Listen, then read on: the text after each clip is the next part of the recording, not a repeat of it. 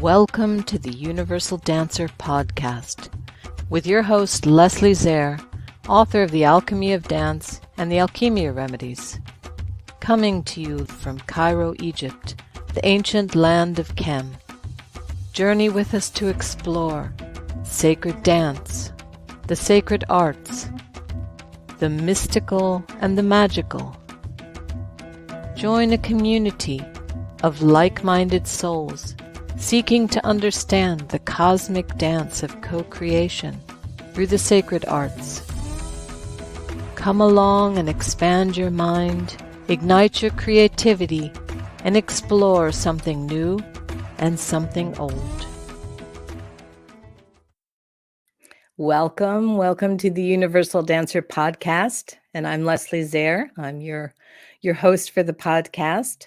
We're just starting our third year, so if you haven't seen previous episodes, please check that out. We have a lot of interesting speakers, and let's just jump right in and let me introduce you to my speaker for this evening. Pollyanna Blanco is called to serve as a quantum energy healer, transformational teacher, international best-selling author, sacred self-care Chakradance coach, and creative midwife. In her energy healing practice, she champions the sacred self-care of passionate, busy women awakening to their greater vision and mission so they can sustain the energy to birth their dreams and embody their light work. She combines energy healing, dance movement therapy, and sacred self-care to serve as a creative midwife so that women can emerge transformed and expanded in these shifting times, inspired and ready to contribute their sacred soul gifts to the world. Pollyanna's expertise has been heard on multiple podcasts, and she's been a guest contributor to Holistic Fashionista magazine, as well as featured in New Consciousness Review with Miriam Knight. Let's welcome Pollyanna to the show. Hi, Pollyanna. Welcome to the show. Hi, Leslie. Thank you so much for having me here. It's just an honor and a blessing to be here with you and everyone. Yes, thank you. No, I'm very happy to do this podcast because I get to meet so many people that maybe I wouldn't have met before. And so it's nice to have the opportunity to have a conversation with you about something that I think we both hold very dear to our hearts. So let's just jump right in, and maybe you can tell us a little bit about how or where your dance journey began. Thank you very much for that. Well, it started in my mother's womb, listening to music. So she tells me. I've been dancing ever since I can remember. It's definitely been a lifelong love and a lifelong journey. And I've studied many different forms of dance, ballet. Apparently it was because the doctor said I had flat feet, but I believed I wanted to try to stand on my tippy toes after having watched the Nutcracker. And the ballet journey I did for 17 years. And wow. It was even at that age, I had a sense that it was more than just, a beautiful outward arc, but it was a soul calling. And fast forward from there, I did do some modern and some belly dance and flamenco for about 3 years, Sevillanas. And then from there, I kept following the breadcrumbs, and I spent another 13 years as a competitive pro-am dance sport ballroom dancer, and and now a Chakradance facilitator. So that's sort of been the trajectory. A little bit of many things. Yeah. Well, I think I think a lot of us do that because we know we're looking for something. Maybe we're not quite sure what it is, but in the end, it does all come together. And I think that is what makes each one of us unique as a teacher, is the different pieces of things that we've collected along the way. So tell us a little bit about Chakradance for those who don't know what it is, including myself.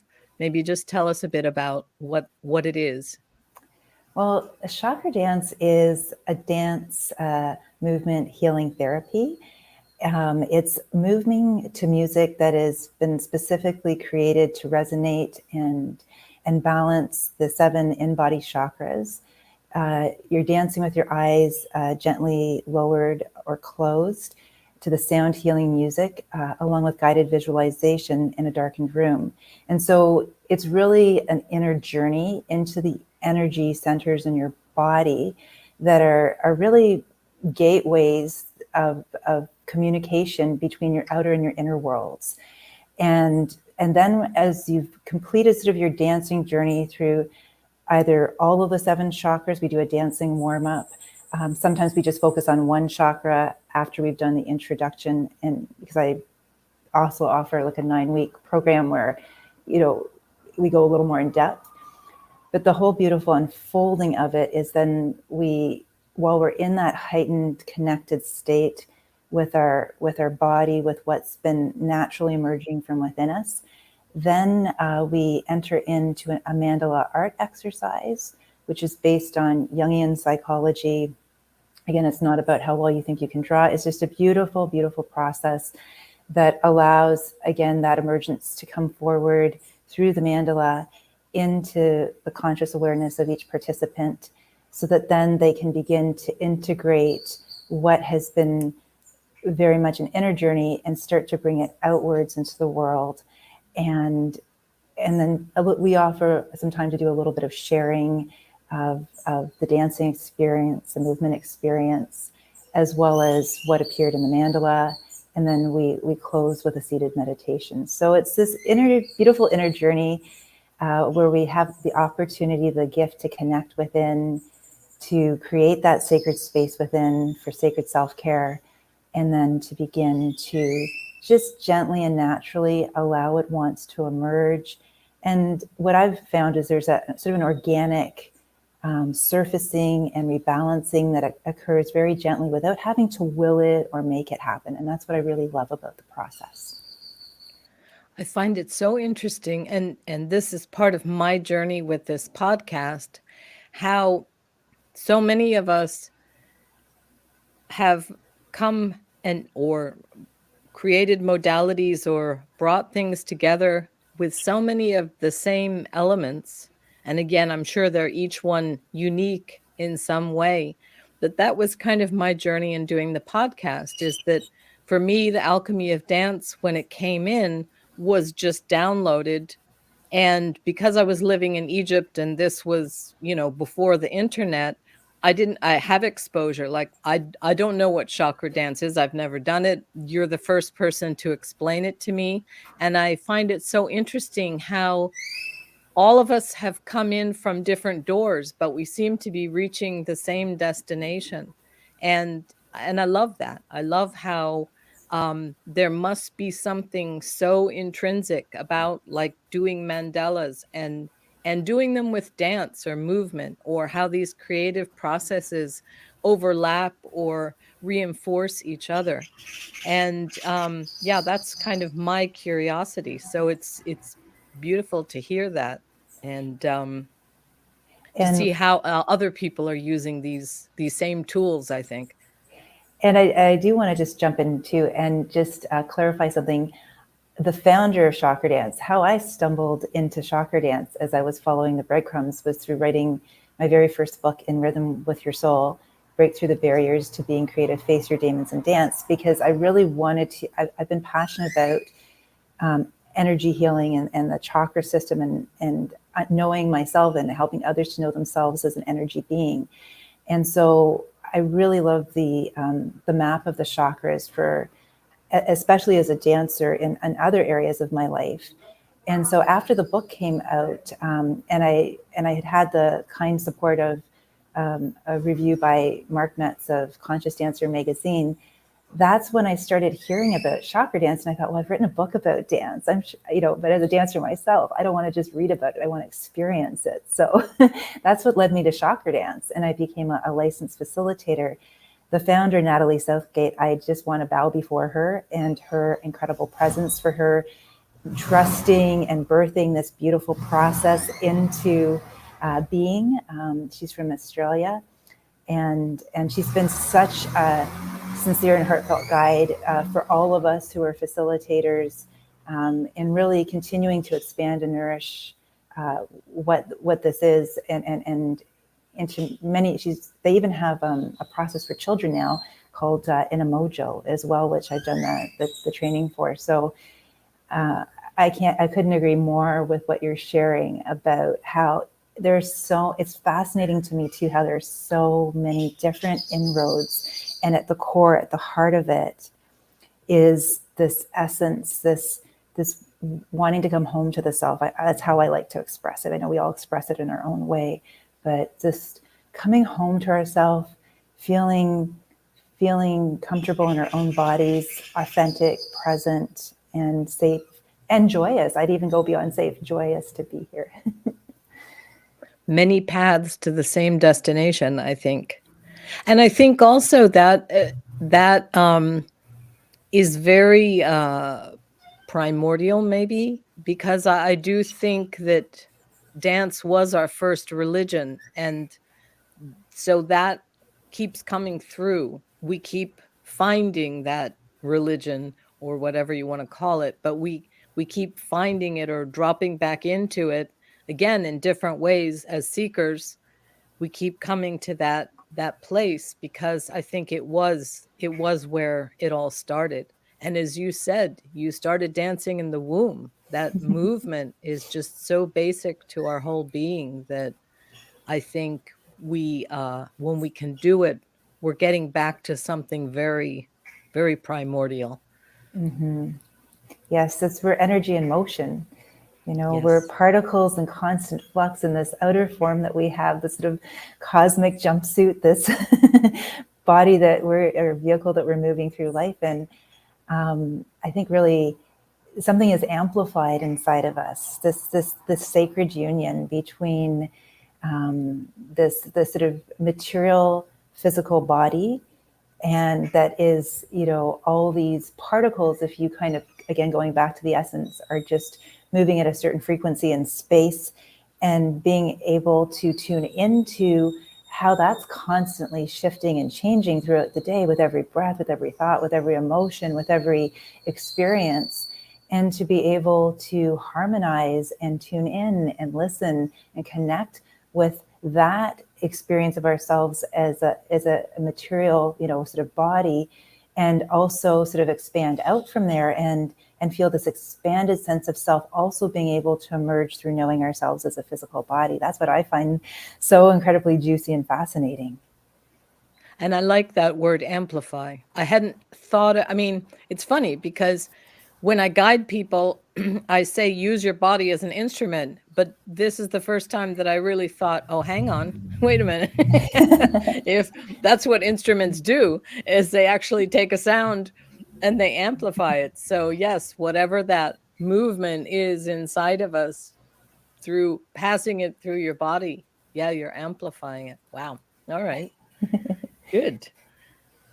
Let's jump into your book, In Rhythm with Your Soul, since you mentioned it. I didn't realize that you'd actually written it before you became a Chakradance instructor. So tell us a little bit about what it's about and how you came to write it. Well, it's interesting. This just came through right now, and I'm just going to honor it. It really, now from where I'm sitting, looking back at its inception, it really was truly about the emergence journey, because I knew that there was a book inside of me for many years, and I had no idea what the topic was. And it was this nagging sort of feeling inside of me that there's a book inside of me. And I just sort of think, okay, I'd like to write this. And then I'd shut it down. I'd dabble a little bit here and then shut it down. And I can remember the day I said, I've got to just really explore more what this is. And I remember writing down on a piece of paper, I have no idea what this book is about, but I'm just going to write until it emerges, until it starts to become clearer.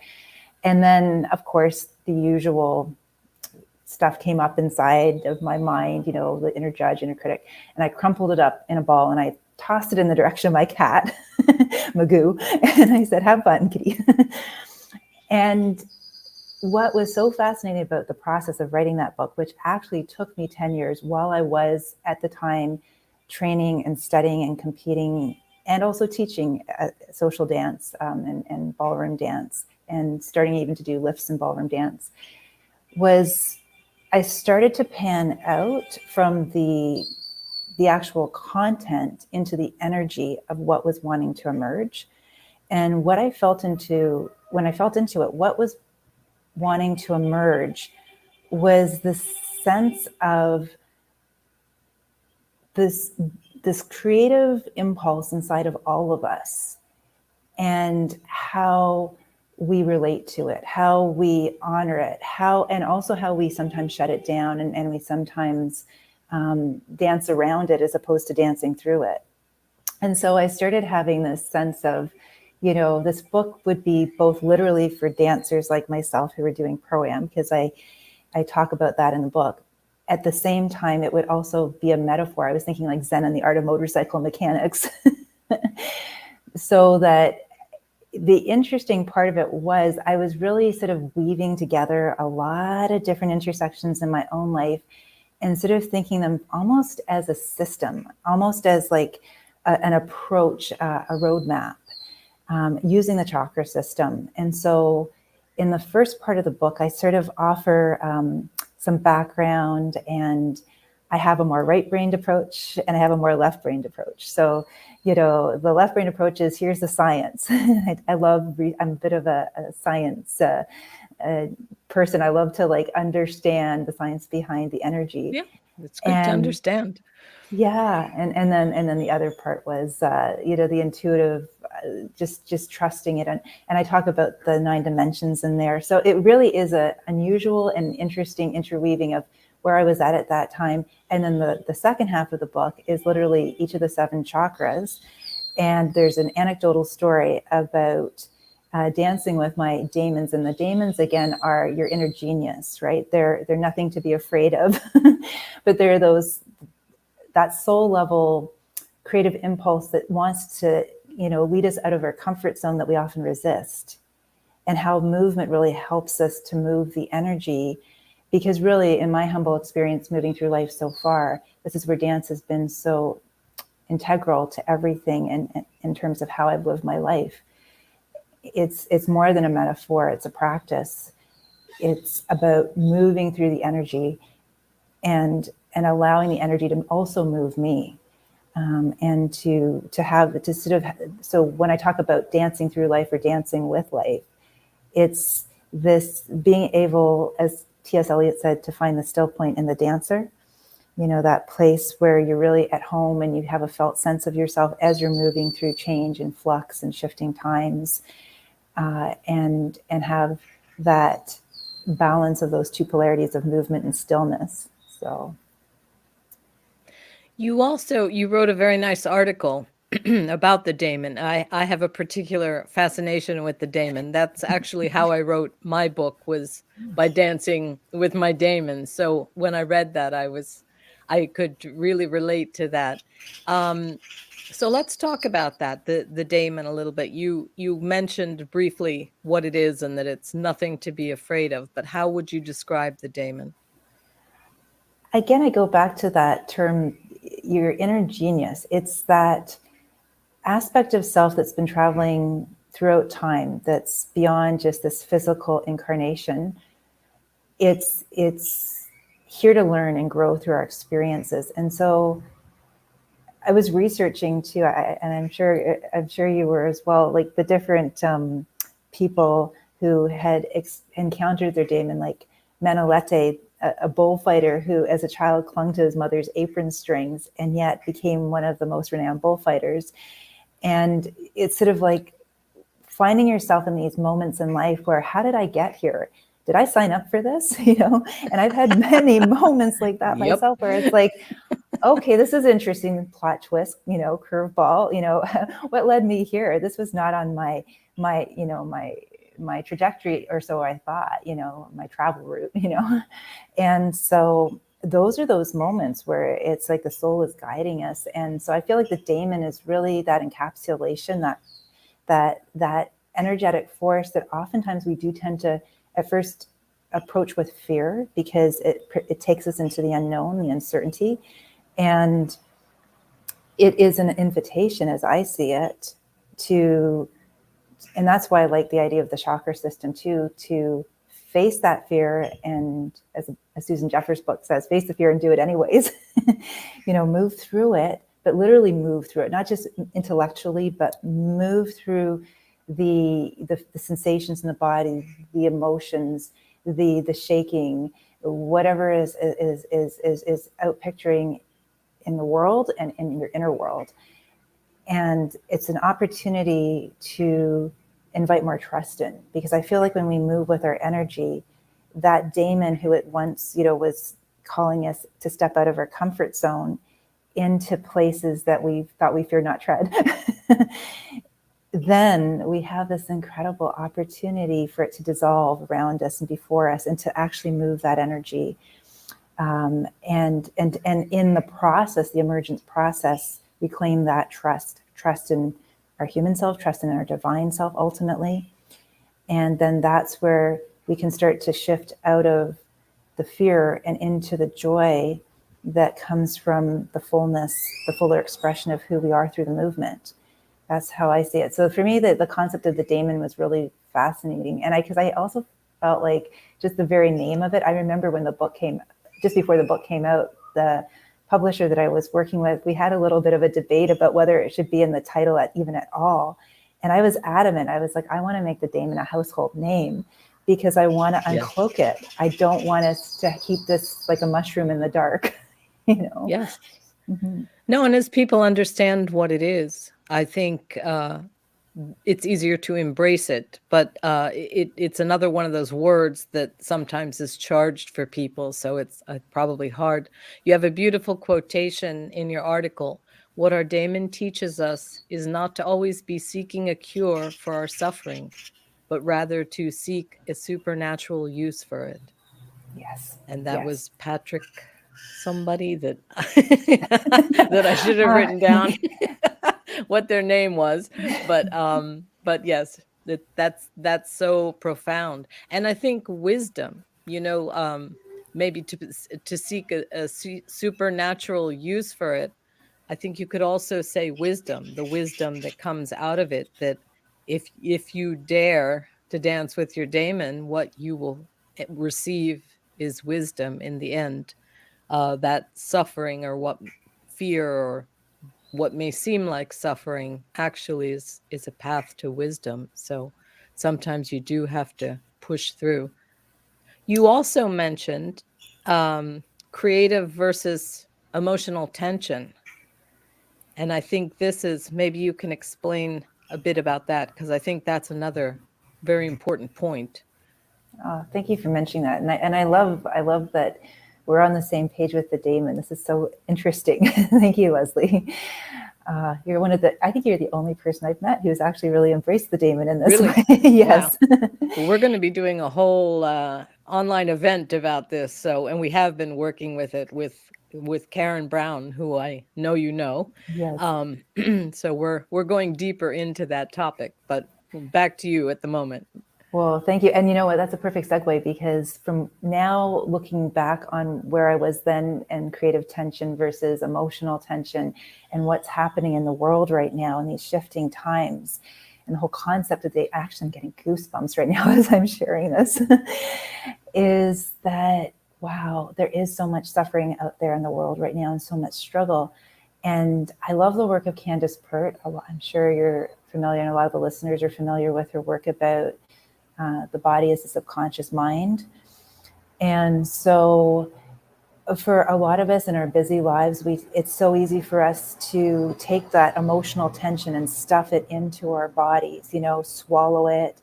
I know at one point I was really good at smiling through the tears, and so that, for me, that, when we are not, the Daemon is the one that stirs all that up, so that we have the opportunity to literally dance with and embrace those. It's the shadow self, essentially.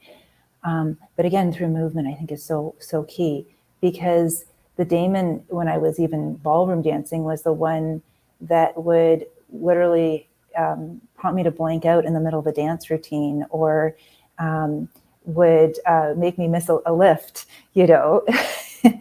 And what Keep I you ended, on your toes, literally. literally, yes, it's a great way to put it. You know, Uh-huh. totally. Yeah. I mean, all kinds of wild and wonderful things happened. I mean, I even had, the funniest time was I had a costume that literally, I had this, talk about trusting yourself and your inner voice. I had a costume. I had these little thin little plastic straps, and I write about it in my book too, wrote about it in my book. And I was dancing, and all of a sudden I had the sensation that my costume was coming apart. It was coming down. And I was having this inner debate in my mind going, you're making it up, stay focused on the dance. But no, I think it's coming down. And finally I looked at my dance partner and I said, help, it's my partner, my costume is falling off of me, falling down. And so he danced with his hands on my straps, holding it in place. And so here's the thing, the emotional tension of, for example, that moment, if I can use an example, was the panic, the fear, and it was inviting me to trust myself in that moment, to trust what I was sensing and noticing in my embodied, presence. And at the same time, the creative tension is, well, how are you going to show up for it? You're going to move through that fear. You're going to stay stuck in that fear. You're going to dance with it. You're going to improvise. You're going to find a creative solution. That was a very sort of concrete example. And on a more abstract level, I feel today for so many of us, at least definitely in my own journey, that transforming the emotional tension into creative tension is that those two poles that seem to be against each other, that polarization between, this or that, actually is like a loom, where those two poles actually allow you to. I'm also an art teacher. I've taught weaving before, so this is why I use this analogy, this metaphor, allows you to have enough tension to create something new. Because without that tension, and I know this as a dancer, and probably I'm sure you can relate to this too, in trying to find the caramel secret to that perfect balance between not being so nervous before I went out on stage that I'd blank out, and not being so calm, which was the opposite end of it. I remember one time going out on stage being so wanting to avoid the opposite, which was the deer in front of headlights nervousness of blanking out on stage, that I was so calm, there was no energy in the dance. So it's that, again, I go back to that sense of that still point. You have the tension creates that dynamic sense of possibility and potentiality that wants to come forward, that wants to emerge.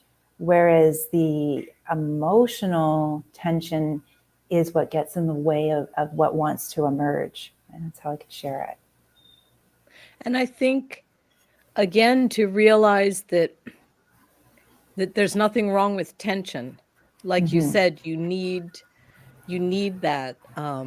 The same thing with stress. We went through that period of time where everything was about stress and how bad stress is for you, and you have to avoid it and don't. And then the research came to say that you need stress you need some stress in your life. Otherwise, you just sort of, just fade away, kind of.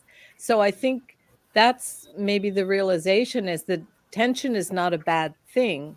It's how it impacts you. And if you can expand with it and be creative, I think it's when it becomes contracting. Like, if it becomes emotionally painful, then you begin to contract. But again, all you need to do is like breathe. I think that dynamic of expanding and contracting, because you do want tension, you want to. And think about, like, just dance in general, or stretching, or yoga, or any of it. It's all kind of based on tension. So tension is not a bad thing. It's really how we perceive it. And that's what I liked about what you said, creative versus emotional tension, to realize that there is a very positive side to that tension, and it's how we perceive it, or what we do with it. And it's our choice to do something creative with it.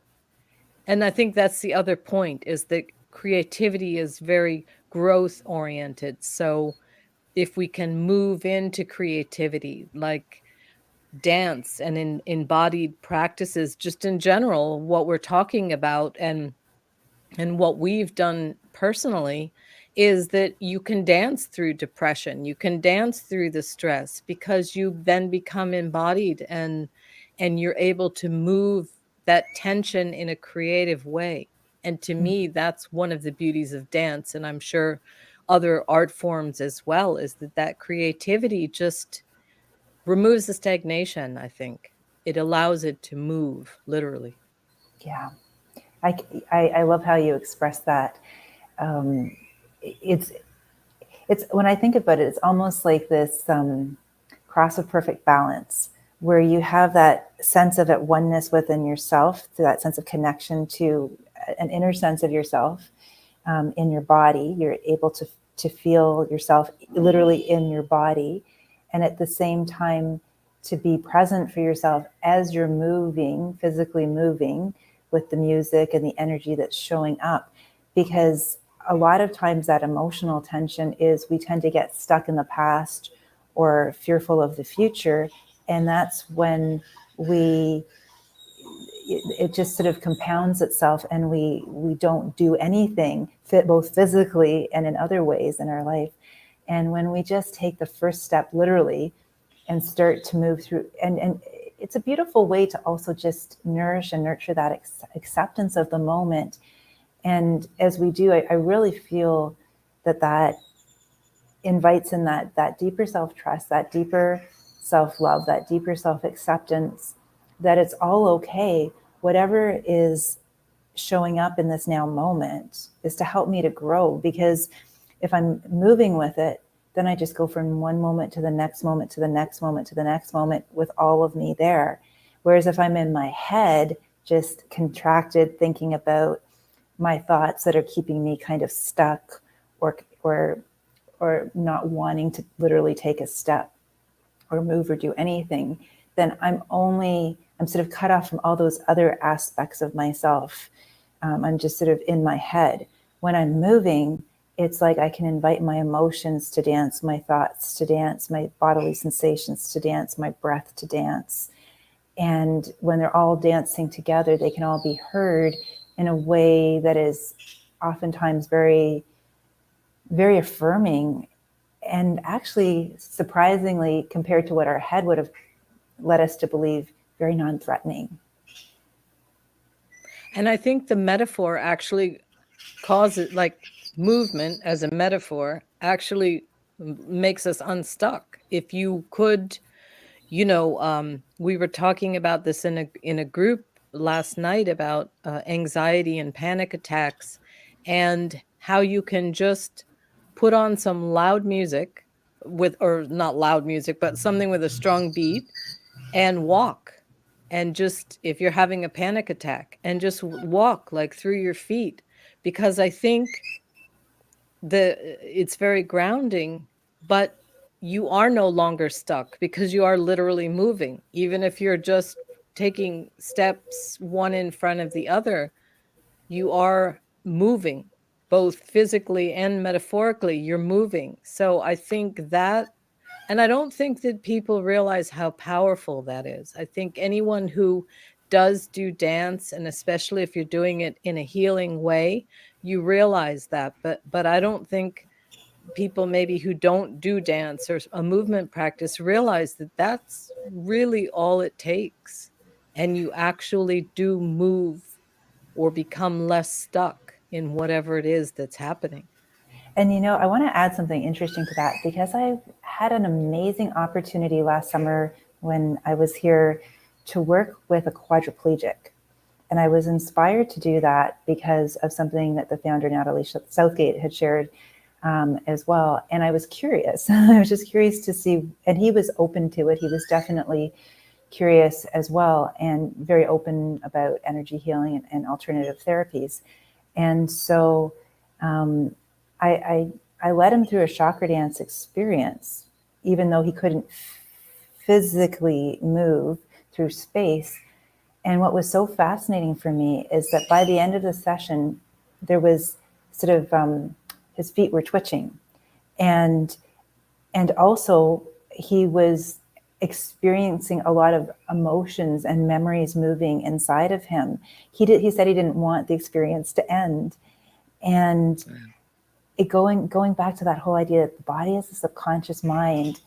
And I feel we've been so, again, it's about a partnership. It's not about, making one better than the other. But when the head and the heart and the body and all these aspects of ourselves can start to partner together, and one's not sort of the dictator, but they're all sitting around the table. Community. Community, body, your community within your body, literally. I like that.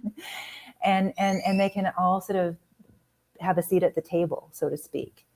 Then it's like miracles are possible, because a miracle is just a shift in perception, right? It's this ability to see with new eyes, and to see with new eyes. I really feel when we invite in new experiences, and it's so interesting because the head too, oftentimes it's connected to the ego mind, which is just really good at keeping us safe, right? It's really good. It's such, I've come to the point where, we're always going to have an ego.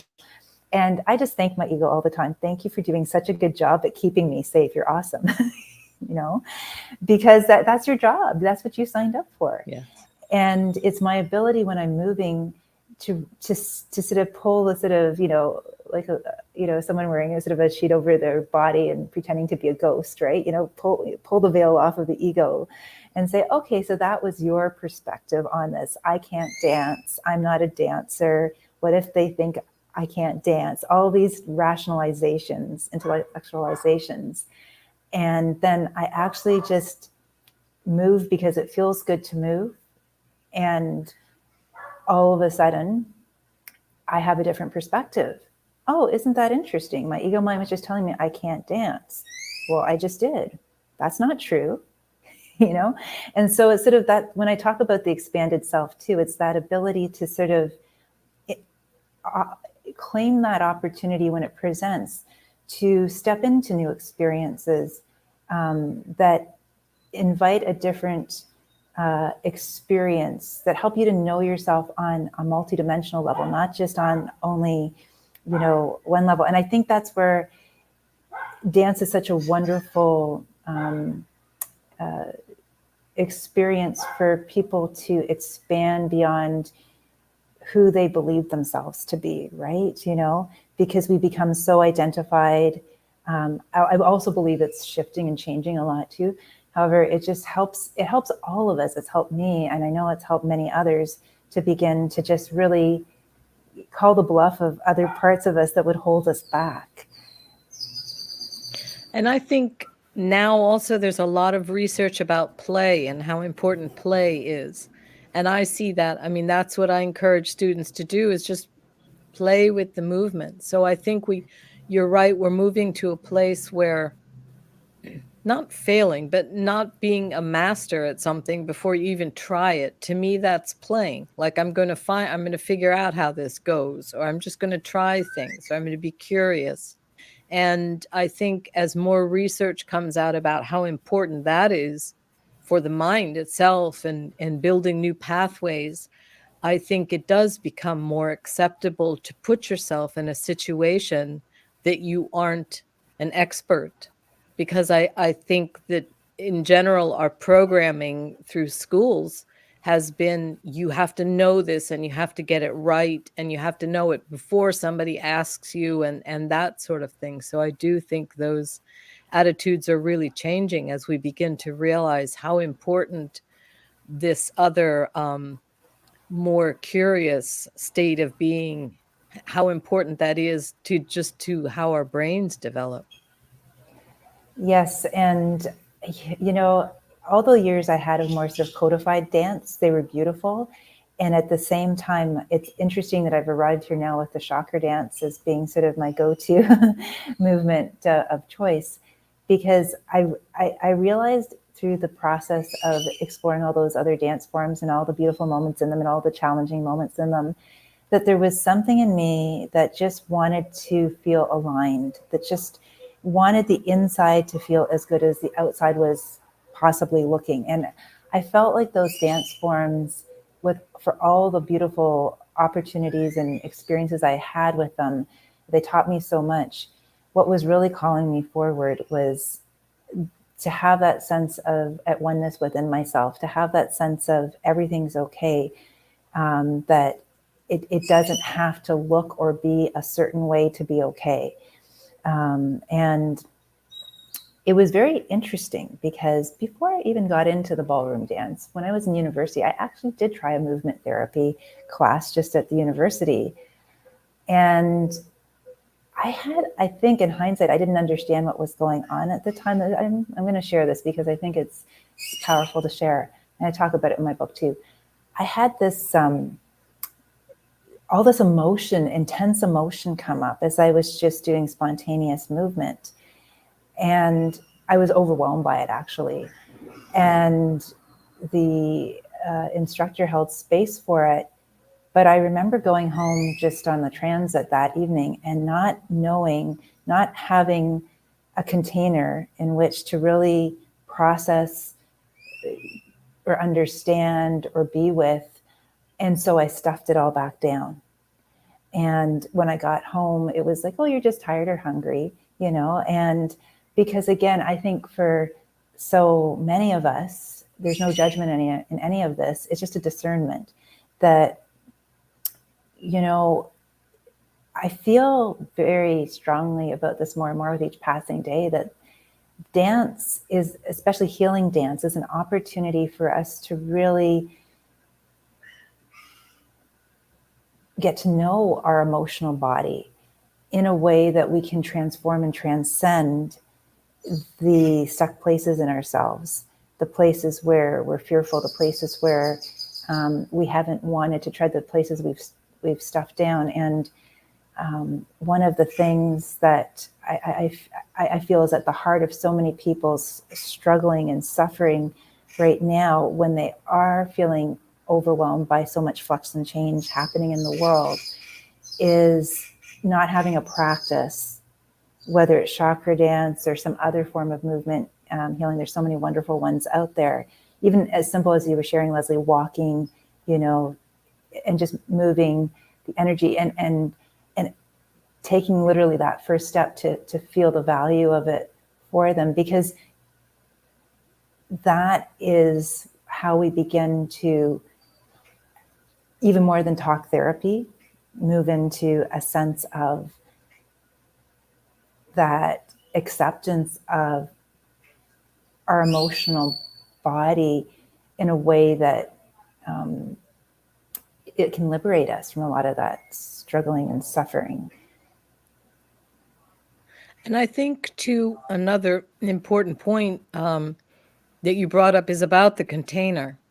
And I think that these modalities like Chakradance and are creating a container, because a lot of stuff does come up, and then you need a way to hold that or to work through it. And I think being in a community or having a facilitator that can support you through that, probably when you took that dance course earlier on, maybe it wasn't set up in that way. People were not so focused on this feeling that the dance actually was so healing. All of this stuff might come out for people.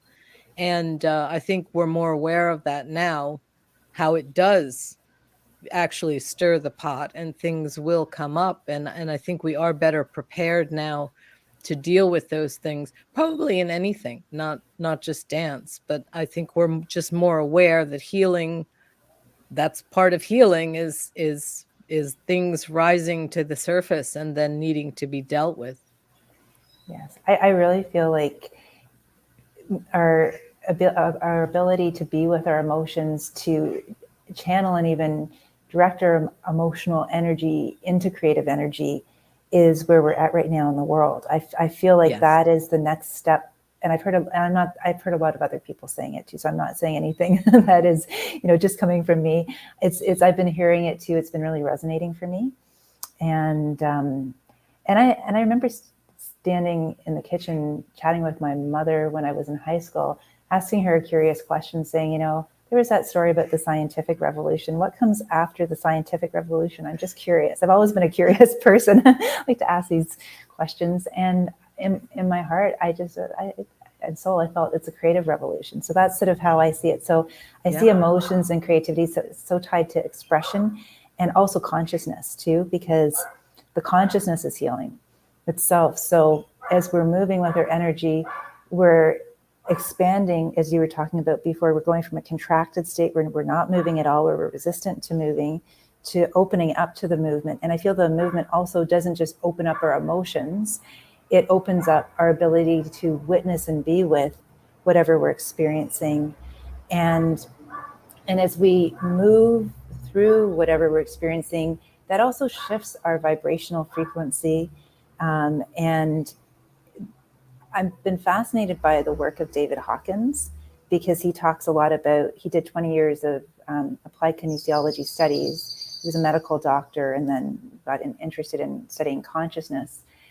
And he created a whole entire map that talked about all the different levels, emotions and the different frequency levels and worldviews attached to them. And so I know from my own experience of dancing, especially doing something like Chakradance, coming home after a long day with a lot of things going on and just saying, I need to dance it out.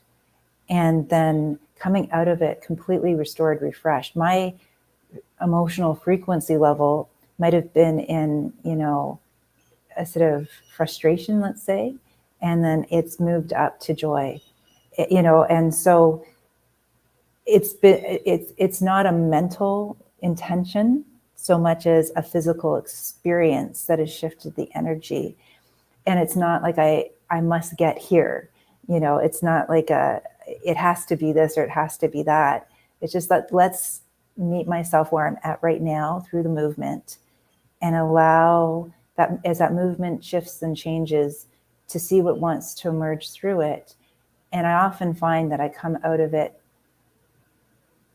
refreshed, restored, expanded, liberated, and it's easy. That's the other thing too, it's easy. And I really want to emphasize that, because yes, the energies will come up, but because you're continually moving with them and you're not sort of thinking to yourself, I have to understand this. You don't need to, also, I want to be really clear to you, if you've experienced trauma, so many people have experienced trauma, you don't need to re-experience the trauma. There's something very different between the energy of what you're experiencing and re-experiencing, say, the trauma. The energy, oftentimes sometimes we, for example, release tears. We don't need to know what we're crying about. We don't need to even remember what we're crying about. We just allow the emotions to flow and to just release. The release. And have that purge. And that's all. And I feel like dance is also that too.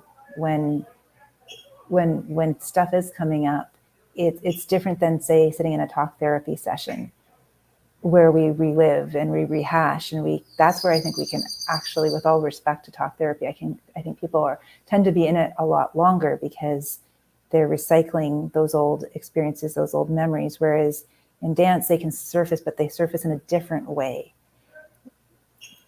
And I think also just physically, you're shaking off those lower frequencies. Like as you move, you are physically moving. So you begin to just release these energies that are kind of stuck on you and be able to move through them. I know with all the trauma work that is coming up, someone was saying about how animals will go through something like a very frightening experience, and then as soon as it's finished, they shake, like they just stand there and they shake. So basically they're releasing whatever, all that tension that had built up, they're just releasing it through shaking, which is also, a very good thing to do, or add shaking to your dancing. But so they release it. But as humans, we tend to not want to do that, especially if there are other people around. We wouldn't want to just like stand there and shake because we were afraid. So we push it inward and we push it deeper into our bodies. So I think that, yes, by doing some kind of movement, whether it's a dance to music or it is just shaking, but to actually physically be releasing that energy that gets stuck in our bodies.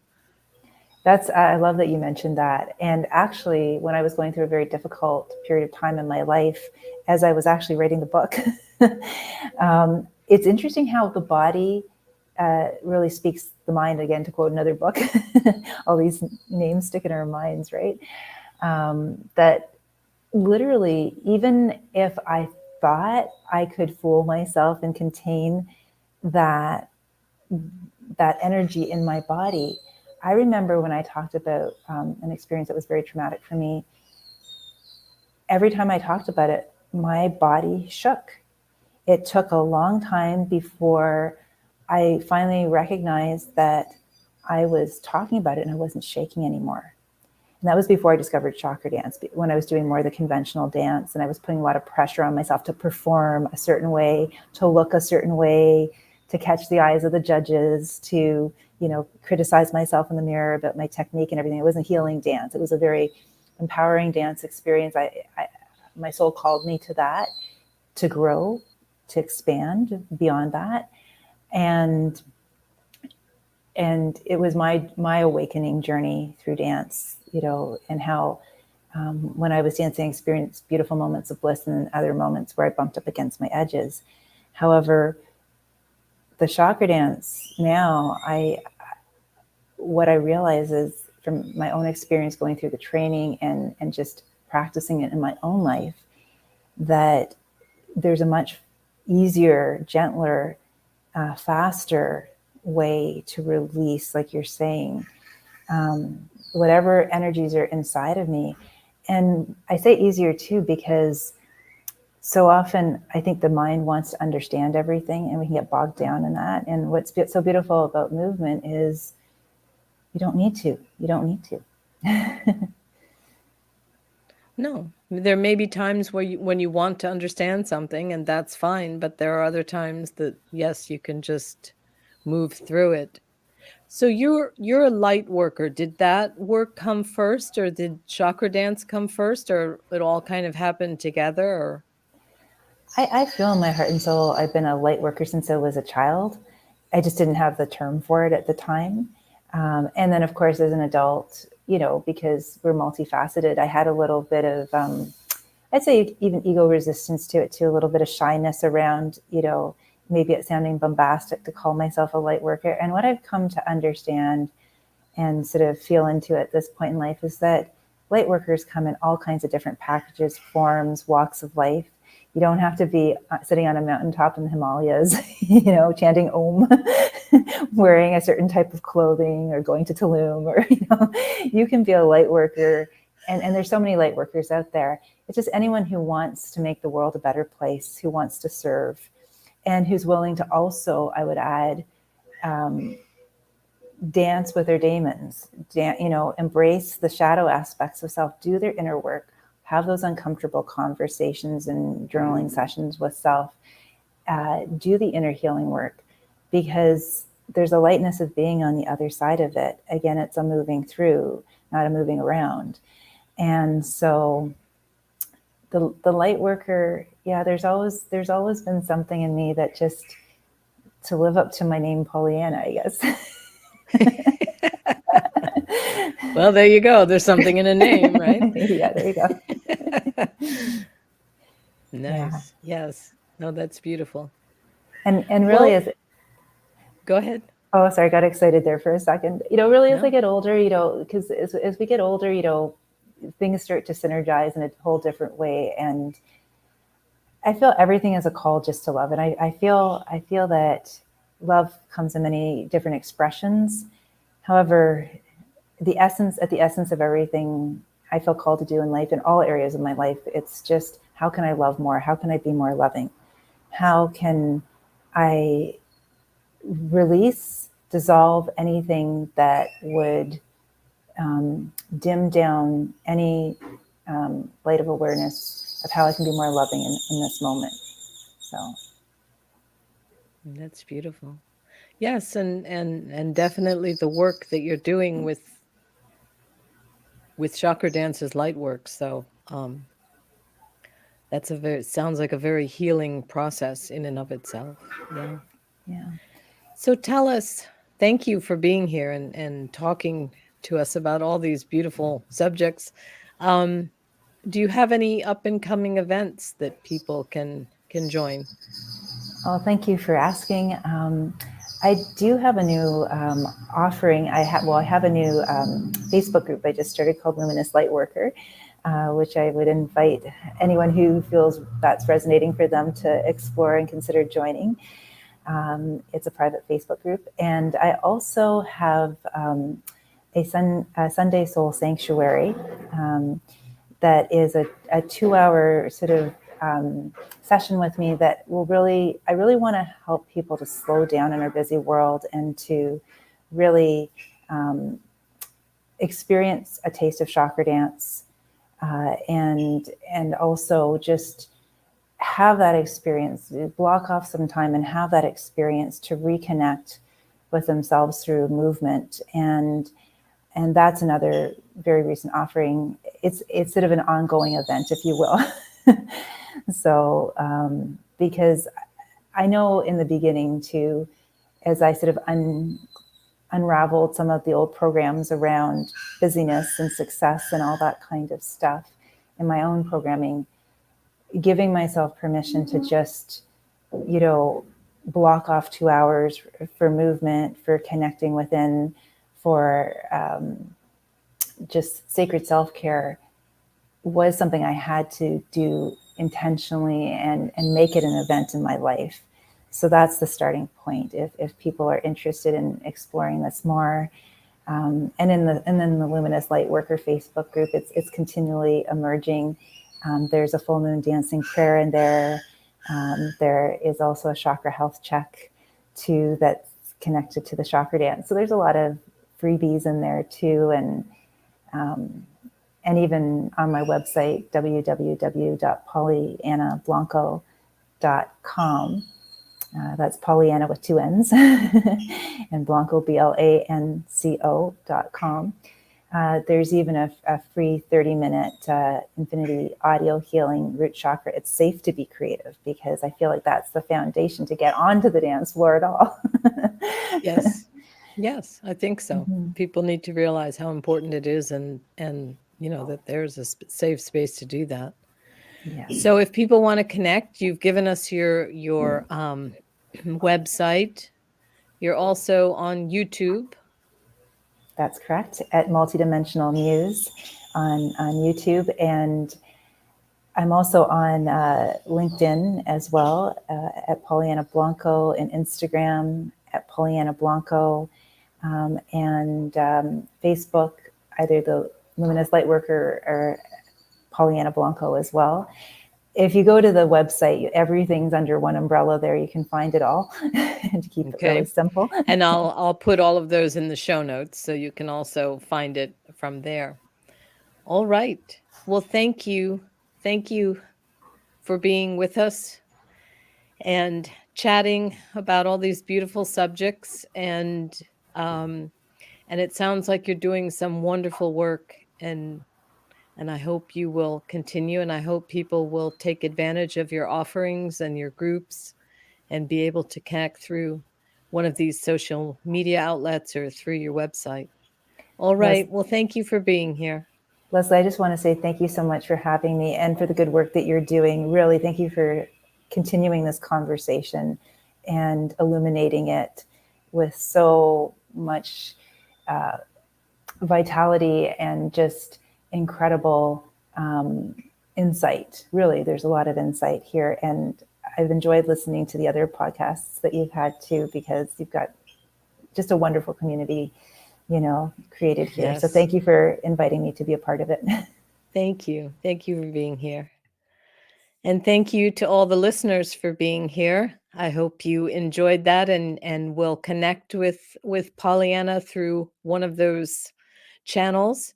And also, I have a Facebook community, Universal Dancer Community, for anyone who's interested in sacred dance, conscious dance, Please join us there. And I also have a foundation course, Dance is a Spiritual Practice. It's an online course, and you can find that through universaldancer.thinkific.com. And that's a very basic beginner course. And I hope that you will join us next month. And if you haven't heard some of the podcasts, past podcasts, there's a list on YouTube, there's a playlist. Also, you can find us on all the major podcast platforms. So if you prefer to listen as a podcast, you can do that. All right. Well, I hope you will join us again next time. Thank you for being here. Bye-bye.